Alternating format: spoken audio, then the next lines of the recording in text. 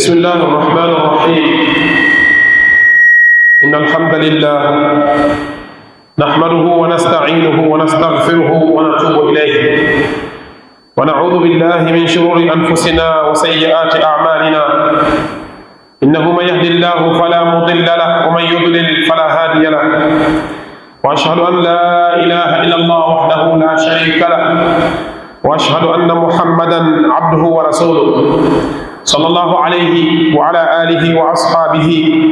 ومن تبعهم بإحسان ودعا بدعوتهم إلى قيام الساعة. Louange à Allah. Nous le louons, implorons son secours, demandons son pardon. Nous demandons la protection d'Allah contre le mal de nos propres âmes et contre les mauvaises actions. Quiconque Allah guide, nul ne peut l'égarer. Et quiconque il laisse égarer, nul ne peut le guider. Je témoigne qu'il n'y a de divinité digne d'adoration qu'Allah, l'unique saint associé. Et je témoigne que Muhammad sallallahu alayhi wa sallam est son serviteur et son messager. Il l'a envoyé avec la guidée et la religion de vérité afin qu'elle domine toute autre religion. Quant à lui, il a transmis le message, respecté le dépôt qui lui a été confié et prodigue des conseils sincères à la communauté et véritablement lutter dans la voie d'Allah subhanahu wa ta'ala. Que sa paix et sa bénédiction soient sur lui, sur sa famille, sur ses compagnons ainsi que ceux qui suivent son chemin jusqu'au jour de la résurrection. Serviteur d'Allah subhanahu wa ta'ala, craignez Allah sincèrement, chassez qu'il vous voit en secret ou en public. Allah tabaraka wa ta'ala dit: Ya ayyuhalladhina amanu ittaqullaha wa qulu qawlan sadida yuslih lakum a'malakum wa yaghfir lakum dhunubakum wa man yuti'illaha wa rasulahu faqad faza fawzan 'azima. Oh, vous qui avez cru, craignez pieusement Allah et ayez un parler pertinent et juste. Il vous corrigera vos actes et vous absoudra vos péchés. Celui qui obéit à Allah et à son messager a remporté effectivement un succès énorme. Chers frères et sœurs en la foi, parmi tous les mois qu'Allah tabaraka wa ta'ala a élu se trouve Al-Muharram, le mois d'Allah subhanahu wa ta'ala. Il en a fait une saison de bienfaisance, une terre fertile de grâce et de bénédiction, un souffle généreux de sa miséricorde envers ses serviteurs. Il l'a doté de caractéristiques, de vertus et de mérites qu'aucun autre mois ne partage. Quiconque parmi nous s'efforce durant ce mois béni de multiplier les actes d'adoration et d'obéissance verra Allah élever son rang, effacer ses mauvaises actions et multiplier ses bonnes œuvres. Chers frères et sœurs en la foi, Muharram n'est pas un mois comme les autres. Il ouvre l'année hégirienne et compte parmi les 4 mois sacrés qu'Allah lui-même a distingués dans son livre en disant: Inna عدة الشهور عند الله 12 شهرا 12 شهرا في كتاب الله يوم خلق السماوات والأرض منها 4 حرم ذلك الدين القيم فلا تظلموا فيهن أنفسكم. Le nombre de mois auprès d'Allah subhanahu wa ta'ala est de 12 dans la prescription d'Allah le jour où il a créé les cieux et la terre. 4 d'entre eux sont sacrés. Telle est la religion droite. Ne faites pas de tort à vous-même durant ce mois. Et le prophète sallallahu alayhi wa sallam en a précisé la nature de ce hadith rapporté par Abi Bakrata qui dit: l'année compte 12 mois dont 4 sont sacrés, 3 se succèdent, Dhul Qa'da, Dhul Hijja et Muharram, et le 4e est Rajab de Mudar, situé entre Jumada et Sha'ban. Et parmi les mérites propres à ce mois sacré, le jeûne y occupe une place de choix. Abi Huraira qu'Allah l'agrée rapporte cette parole du prophète Ali sallallahu alayhi wa sallam qui dit: le meilleur jeûne à observer après celui du mois de Ramadan est le jeûne fait au cours du mois d'Allah Muharram. Chers frères et sœurs en la foi, au cœur de ce mois béni se dresse un jour particulier, un jour que le prophète Ali sallallahu alayhi wa sallam a placé au-dessus de tous les autres, le 10e jour, le jour de Ashura. Un jour que le prophète Ali sallallahu alayhi wa sallam lui-même a honoré par le jeûne et dont l'histoire mérite d'être rappelée. D'après Abdullah ibn Abbas, qu'Allah les agrée, lui et son père, lorsque le prophète Ali sallallahu alayhi wa sallam arriva à Médine, il trouva les Juifs jeûnant ce jour. Il leur demanda: quel est ce jour que vous jeûnez? Ils répondirent: c'est un grand jour. C'est en ce jour que Allah tabaraka wa ta'ala a sauvé Moussa et son peuple et a noyé Pharaon et son peuple. Moussa l'a jeûné en remerciant Allah tabaraka wa ta'ala et nous le jeûnons à notre tour. Et le prophète Ali sallallahu alayhi wa sallam répondit: alors nous sommes plus en droit que vous. Nous sommes plus en droit de Moussa sur vous. Et il le jeûna et ordonna aux musulmans de le jeûner. Ce geste du prophète Ali sallallahu alayhi wa sallam relève deux vérités essentielles. Il manifeste d'abord sa connexion profonde avec les prophètes qui l'ont précédé, car la chaîne prophétique est une. Et la reconnaissance d'un bienfait divin traverse les âges. Il témoigne ensuite de son souci constant de gratitude envers les bienfaits d'Allah subhanahu wa ta'ala, quelle que soit l'époque ou le peuple à qui ils furent accordés. Le jeûne de Ashura est donc un acte volontaire de reconnaissance et une opportunité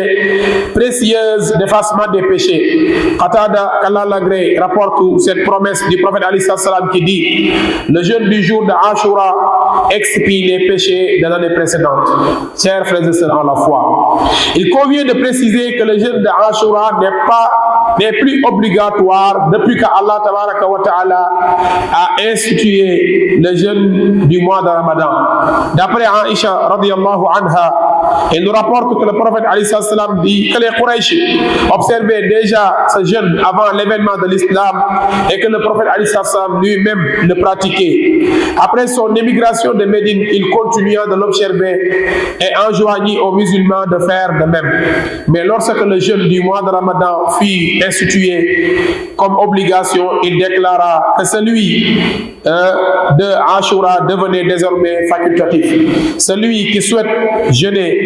peut le faire et celui qui ne le souhaite pas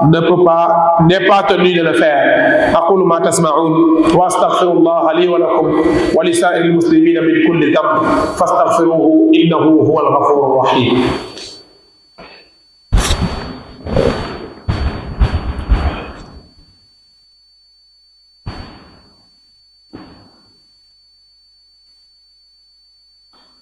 الحمد لله رب العالمين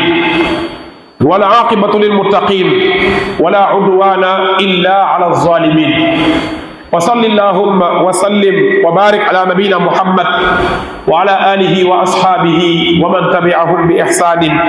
ودعا بدعوتهم إلى قيام الساعة. نيجي سانت يالله سوني بروم سبحانه وتعالى cantu yalla ak magayam ñoo ngi jullee ka salmal ci yenent yàlla bi alayhi salatu wassalam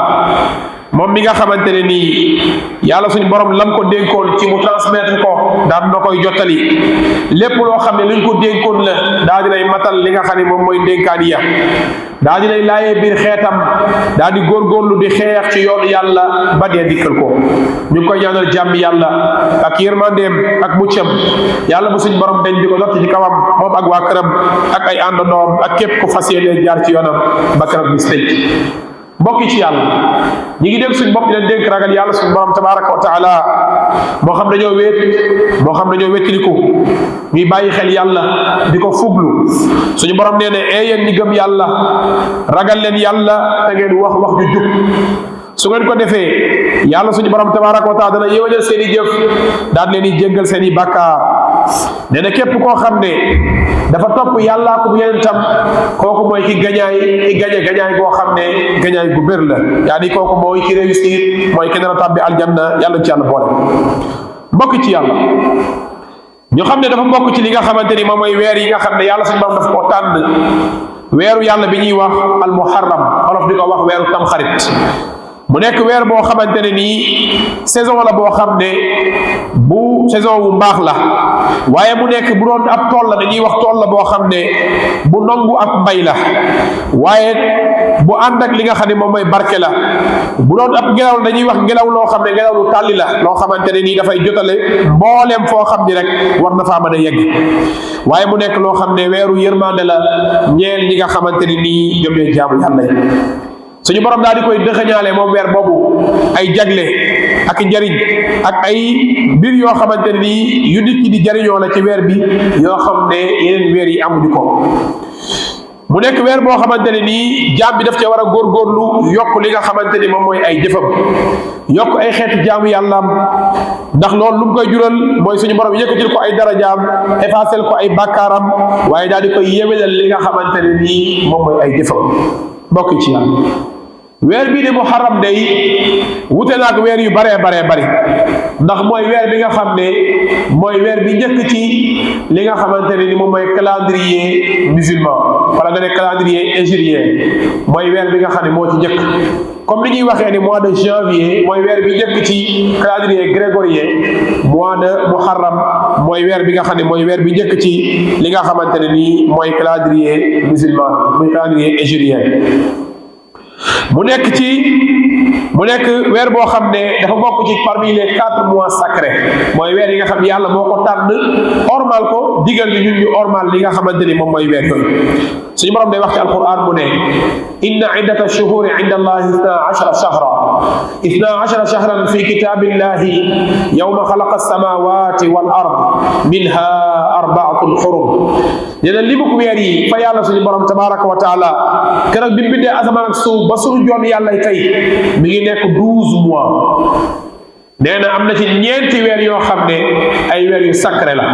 mu ne bu leen tooñ seen bopp ci weer yooyu, yaa ni bu leen def bàkkaar ci li nga xam ne moom mooy weer yooyu. def bàkkaar daganul ci benn weer, waaye rawatina ci ñeenti weer yooyu nga xam ne ay mois sacré la. ni ñuy ormaale nit ku def jëf ju baax yàlla suñu borom ful ko, noonu la ñuy toroxalee koo xam ne dafa def bàkkaar mu nekk loo xamante ne nii lu suñu borom tere la, tere goo xam ne daa feddali ko. mu nekkoon bu leen tooñ seen bopp ci weer yooyu nga xam ne weer yu sacré la. yonent yàlla bi alayhi salaam di ko préciser bi ñu wax weer yu sacré yooyu mooy yan. mu ne li nga xamante ni moom mooy at mi fukki weer ak ñaar la. mu ne fukki weer ak ñaar am na ci ñeenti weer yoo xam ne moom la ñu tuddee les mois sacrés. mu ne ñeenti weer yoo ñett yi dañoo taqaloo, mooy lan? zulqaada mooy weer bi jiitu weeru tabaski, moom mooy 11e mois lunaire. après nga jóge zulqaada nga dem ci zulhijja mooy weeru tabaski bi nga xam ne moom la ñu génn ci fan yi. boo jógee foofu nga dem ci muharram mooy weer bi ñu nekk nii nga xam ne tey mooy le 4 ci li nga xamante ni moom mooy weeru muharram. mu ne 4e bi mooy bi nga xam ne dafa isolé wu, mooy rajab, mi ngi nekk ci diggante jumaadu ak li nga xamante ni mooy jumaadu saani ak li nga xamante ne lii moom mooy shaaban. mu ne ñeenti weer yi day ñeenti weer yi ñooy ñeenti weer yi nga xam ne mooy les mois sacrés yi nga xam ne yàlla moo ko ormal, jox ko orma, tere yu ñu def ci li nga xamante ne nii moom mooy ay bakkaar. mbokk ci yàlla, bokk na ci mbir li nga xamante ne weer bi am na ko,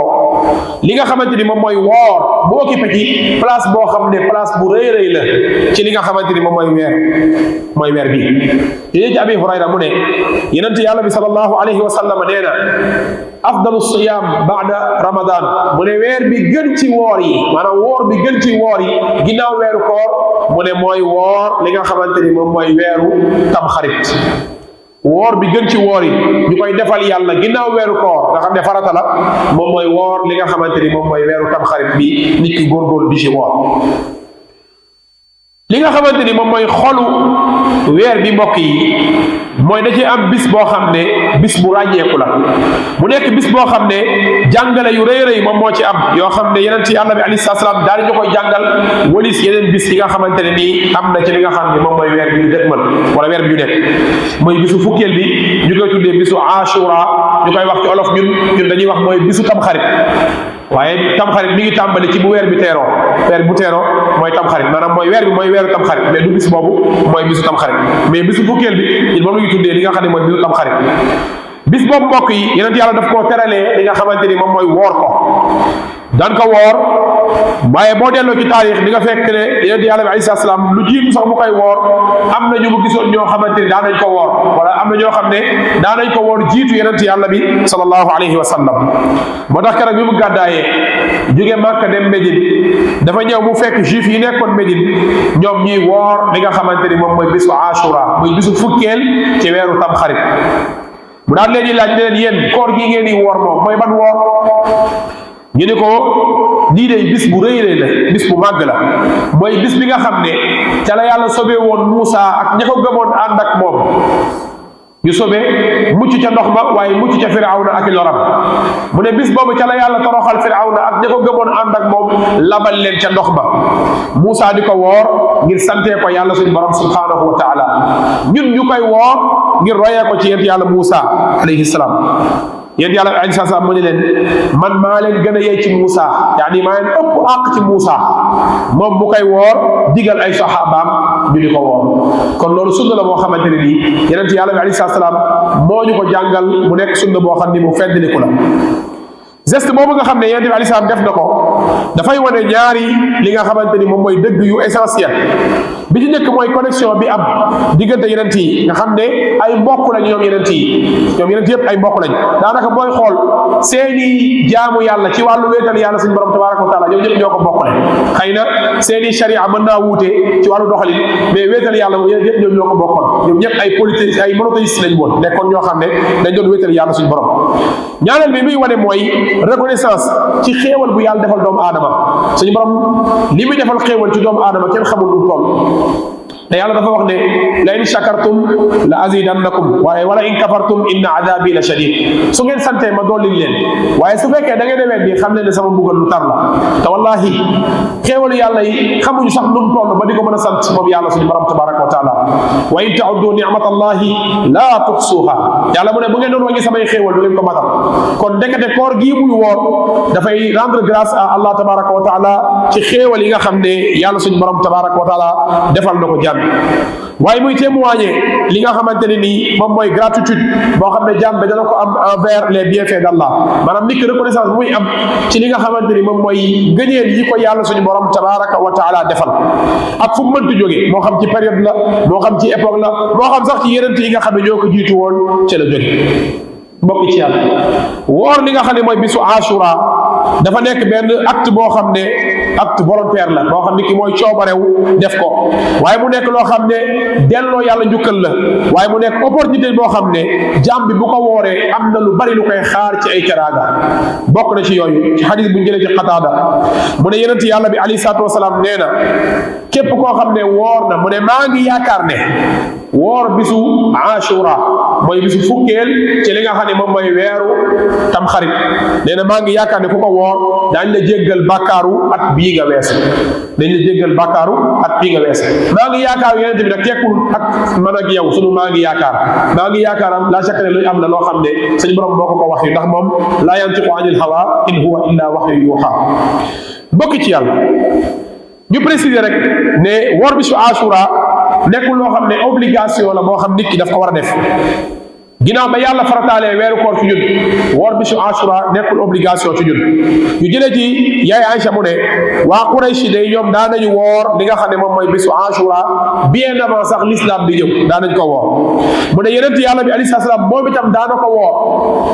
mu ne waaye bi mu gàddaayee dem Médine mu ne bi nga xamee ne yàlla farataal na ci moom ak jullit ñi li nga xam ne moom mooy woor weer bi nga xamante ni moom mooy weeru koor mu ne ci la yonent yàlla bi alayhi salaam jox jullit ñi choix wax leen ne woor li nga xam ne moom mooy bisu Ashura c'est facultatif maanaam lu nit ki di coobarew la su ko neexee mu woor ko ngir dàkk tuyaaba yi ci nekk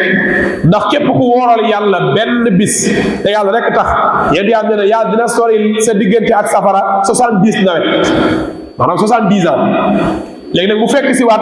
bàkkaar yi ñu lay jéggal su fekkee woor nga li nga xamante ne nii moom mooy bisu Ashura bi kon mu ne ku mu neex nga def ko waaye ku mu neex mën ngaa bañ a woor waaye yonent yàlla bi alayhi salaam dafa bëggoon di wuute ak al yahud wa nasara ci seeni pratique religieuse. moo tax ci atam bu mujj mu ne at bii di ñëw su ma fekkee dinaa woor yawmu taasi muy 9e jour ak yawmul ashir muy 10e jour. yàlla dogal ne laata at boobu ñëw mu génn àdduna mu nekk bébét boo xam ne daf ko bébétoon saxaaba yi wéyal bébét boobu di ko woor mooy woor 9e jour ak 10e jour ci weeru muharram muy weeru tamxarit ngir royee ko ci yonent yàlla bi alayhi salaam ñu di ko woor ba suñu jot yàlla tey ngir royee ko ci yonent yàlla bi sallallahu alayhi wa alihi wa sallam. kon lay sunna mooy nit ki mu woor 9e jour ak 10e jour. am na nag ay hadis yu ñëw di wax ne 11e jour waaye am na wuute ci borom xam-xam yi ndax hadis yooyu wér na wala wérul mais li nga xam ne amul wuute nag mooy woor 9e jour ak 10e jour moom loolu amul wuute moo xamante ni am na ci diggante borom xam-xam. te xayrul hadi maa kaana alayhi nabi sallallahu alayhi wa sallam njub gi gën ci jubi mooy jubu yonent yàlla bi sallallahu alayhi wa alihi wa sallam. mbokk yi weer bi ñu nekk de te muy weeru tam xarit bari na ay pratique yu bari yoo xam ne dañ ko ciy dégg yoo xam ne maa anzala allahu biha min sultaan yàlla wàccewu ci benn lay yoo xam ne doo dem ci benn téere xadis boo xam ne bu wér la nga fekk ko fa muy ñëw di ko jàngale. bokk na ci yi ñuy jàngale ci bis rawatina sax bisu tam xarit ñu naan la da ngay wax bismillahi rahmaani rahim nangami yoon wala suratul ixlaas nangami yoon da ngay raay bopp jirim da ngay tus ngalu boo xoolee ci kaw asamaan si da ngay gis Faatimata bintu Rasul muy tuur ndox yooyu ay détails la yoo xam ne bi ñu gën a nekk jeune dañ la ko gëm la woon mu nekk loo xam ne day mel ni c'est imaginaire yow day mel loolu ngay gis alors que yooyu yëpp daanaka ay détails la rek yoo xamante ne nii bu yàlla dafay tawfiix nit ki am tawfiixu yàlla xam tuuti jub dina xam ne loolu amul benn cees la ñaan la boo raayee bopp jirim wala bisu am xarit boo suurul dootoo suur ñu bàyyi xel benn mbir tam xarit ci jëm boobu sax nekkul fekk ci l'islam ñaari feet la muy tabaski ak kori tam xarit liñ ci digal moom mooy ñu woor yéen yàlla bi loolu kese la daan def loolu kese la daan def nga gis ñoo xam ne yegg nañ ci ëppal ci bisu tam xarit lu ñuy wax mooy bis boobu moo tomberoon bisu Karbala ca la ñu rayoon Xusayn nekk doom ci Ali ibn Abi Talib ñu ne dañuy naqarlu li nga xam ne mooy ray bi ñu ray Xusayn ca Karbala effectivement dañ koo ray ca Karbala effectivement dañ koo ray waaye ndax yàlla ñoo digal ne bu ñu rayee kenn ku bokk ci jullit ñi na ngeen manifesté wu lu ngeen koy manifesté woo mooy jël ay jaasi ak ay paaka di dagg seen yaram yi di dagg seen bopp yi di torturer seen bopp barbarisme boobu l'islam xamul loolu. waaw léegi li lay wax ne sax ñoo ñëgëm loolu ils sont contradictoires mooy Ali ibn Abi Talib di bàyyi Xuseyn dañ ko rey est-ce que bis bi ñu rey Ali bu ñëwaatee dañuy torturer seen bopp déedéet kon c'est contradictoire te yàlla li ñu digal mooy nit ki bu musiba dalee ci kawam alladina ida asaabathum musibatun qaalu inna lillahi wa inna ilayhi raji'un li yàlla digal mooy ñu daal di mujj dellu ci yàlla suñu borom waaye digaluñ mukk ñu jël ay jaasi ak ay paaka di torturer suñu bopp naan tay la bisu Karbala tay la lii tay la laa loolu islam amul kees laa ci islam xamul loolu te loolu ça pousse les non musulmans à ne pas embrasser l'islam bu ñu gisee barbarisme boobu yooyu du ñu naan l'islam diine barbarisme la kon buñ ci duggee buñ demee ba ci bis boobu dañuy torturer suñu bopp su boobaa mën na leen dawloo li nga xam ne mooy l'islam kon diggu dóomu dafa am solo ci diine mooy li ñu ci jàngal moom mooy woo amul leneen loo xam ne li jàngal am na ñoo xam ne ci ak ceddo yegg nañ ci bool bu ñu doon reeree bu ñu paree dañ koy yëkkati daal di jal ab jal li may wax nii ñu dëkk ci yenn zone yi xam nañ ko jal benn jal bu mag fa ñu tegoon bool bi fa la ñuy jal benn jal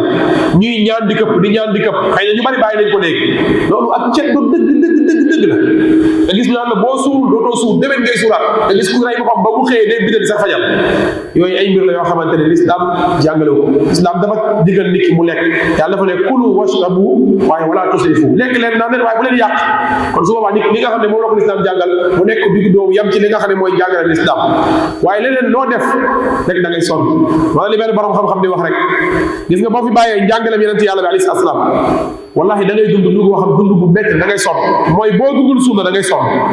boo dundee sunna da ngay noppaleeku lépp da ngay xool lan la ci l'islam jàngale nga yem ca jàngale l'islam boobu l'islam jàngale wu ak ku ko mënti indi nag ak ku mënti doon nga bàyyi ko la mu indi ñaanal ko yàlla daal di yem ci li nga xam ne moom l'islam jàngale soo demee yomal xiyaam te sa kanamu borom da ngay am lay lu tax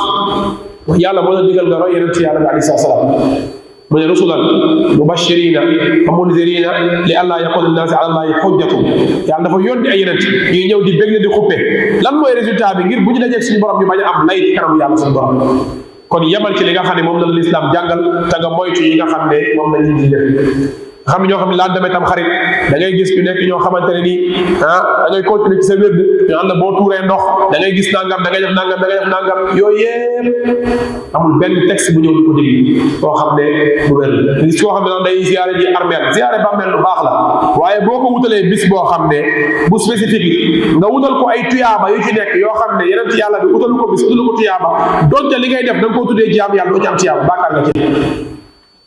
kon dañu yem ci li nga xam ne moom la lislaam jàngale moom la sharia jàngale à travers lan bi ñu yeneen ci yàlla bi sallallahu alayhi wa sallam mooy woor li nga xamante ne mooy 9e jour ak 10e jour ngir dàkk li nga xam ne mooy tuyaaba yi ci nekk ñi ngi ñaan yàlla suñu borom tabaraka wa taala ci ay turam yu sell ak ay melokaanam yu kawe yàlla nañu yàlla woon dëgg ba ñu xam ne lii mooy dëgg mu wërsëgal ñu sopp dëgg ko yàlla wan ñu caaxaan ba ñu xam ne lii mooy caaxaan mu wërsëgal ñu mën a dumbooyu li nga xam ne moom mooy caaxaan yooyu allahumma habib ilayna al iman wa zayyinhu fi qulubina wa karrih ilayna al kufra wal fusuqa wal isyan wa ja'alna allahumma min ar rashidin allahumma inna nas'aluka al huda wat tuqa wal afafa wal ghina allahumma rabbana atina fi dunya hasana wa fil akhirati hasana wa qina adhaban nar allahumma arina al haqqa haqqan warzuqna ittiba'ahu wa arina al batila batila warzuqna ijtinabah bi rahmatika يا ارحم الراحمين يا رب العالمين اللهم صل وسلم وزد وبارك على نبينا محمد وعلى اله واصحابه اجمعين قوموا الى صلاتكم يرحمكم الله